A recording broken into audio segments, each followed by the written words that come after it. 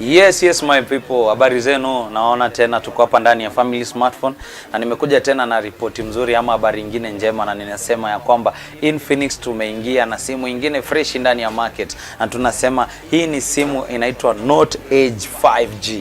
Hii ni ile simu ambayo imeingia ndani ya market, na tunasema kupata hii simu hapa ndani ya Family Smartphone unakuja unafanya pre-order, na pre-order yetu imeanza date 15 mpaka date 28. Mahali ambapo ukitaka hii simu unakuja na 500 yenye unafanya nayo pre-order. Alafu pia hiyo siku yenye hiyo simu yenye utakuwa umefanya pre-order ama hiyo Note Edge 5 yenye utakuwa umefanya pre-order, ukikujia unakatiwa ingine 500.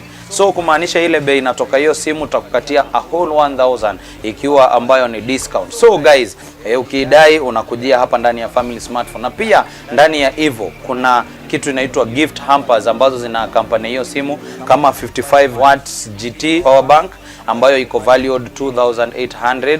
Na kumbuka pia unalipiwa Spotify Premium 3 months free, unakuwa pale una enjoy muziki throughout. So lucky draw inaweza fanya ushinde Note Edge, the same phone yenye unachukua na pre-order unaipata pale kwa ile inaitwa draw. So guys, leta simu yako pia ile ya zamani Infinix yenye ulikuwa unafanya pale kitambo. So ukuje tuweze kukuupgradeia tukupatie Note Edge. Tutafanya valuation ya hiyo simu yako. Tukiona imefikisha pesa fulani, tunafanya trade in, unapewa ile simu yenye ni brandi inaitwa Note Edge, unaongezea pesa kidogo. Guys, so ukitaka simu ya Infinix Note Edge kuja hapa.